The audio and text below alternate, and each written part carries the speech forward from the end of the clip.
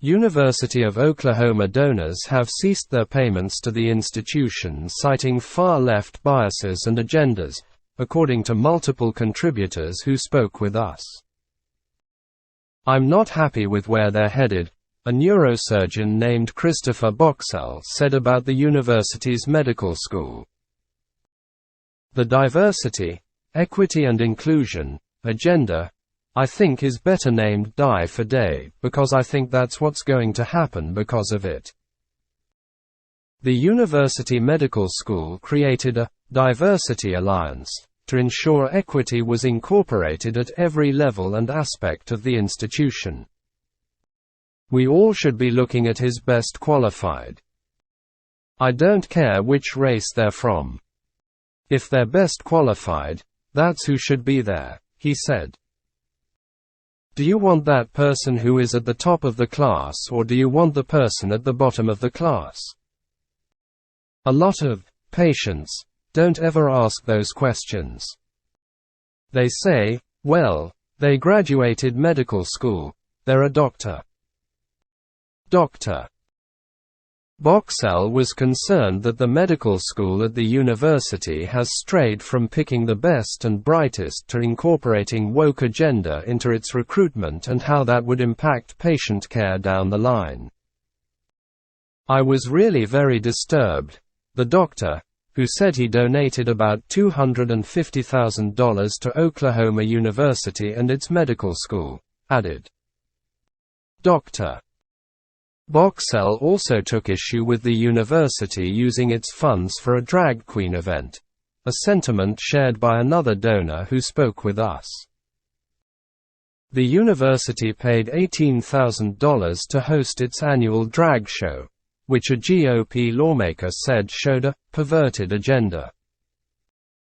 Other examples of the day agenda included professors hosting a workshop in which they discussed promoting anti-racism and rooting out problematic ideas. A former donor named Mo Anderson delivered a letter to the president, Joseph Harroz Jr. in 2021, obtained by our team, accusing the institution of promoting Marxism.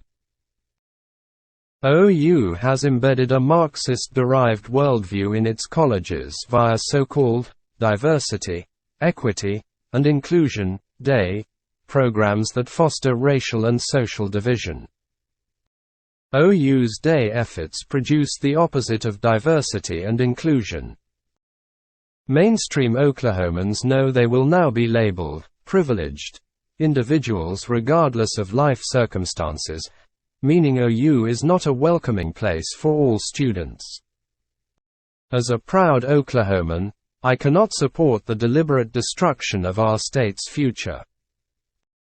I will not donate to OU's academic efforts any longer, the letter continued. A former donor named Susan Bergen said that its far-left curricula affected teachers who were trained in its programs. "We were 35 years donating, and averaging $50,000 a year," she said. "They train the teachers for the state of Oklahoma. So we count on them to put out quality teachers. And what they're doing is sending a lot of woke people that believe somehow white people are bad and wrong."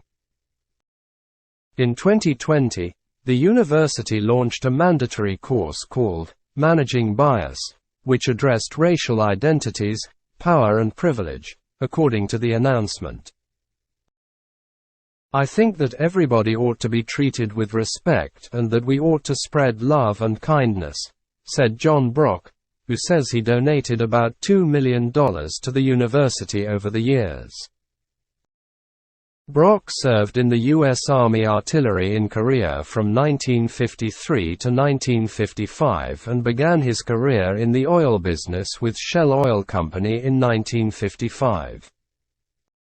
Thereafter, he became a successful leader in the petroleum industry.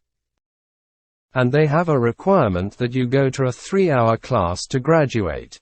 That teaches people that if you're a white person, you're guilty of racism, even though you don't think so. As a result of this course, which was implemented in 2020, he is no longer donating to the institution. And they teach people that no matter how hard they work and white people are going to keep them down. I don't think any of those things are true, in my opinion, he said.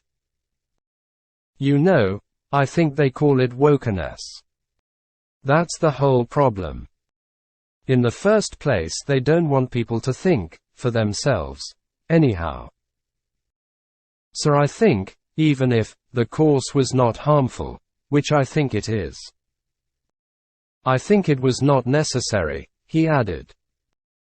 I think that we need to treat people equally and treat everybody with respect, spread kindness and love, reject hate and resentment and practice forgiveness. The president of the Oklahoma Council of Public Affairs, Jonathan Small, said, "Students, parents and taxpayers deserve better than the continued advance of destructive far-left ideologies constantly advanced and facilitated by the employed leadership at OU. The continuance of this behavior is just confirmation that only one thing will cause the destructive behavior to stop, which is for both donors and lawmakers to completely withdraw funding until OU's employed leadership gets the message and changes course," Small continued. The university did not immediately respond to a request for comment.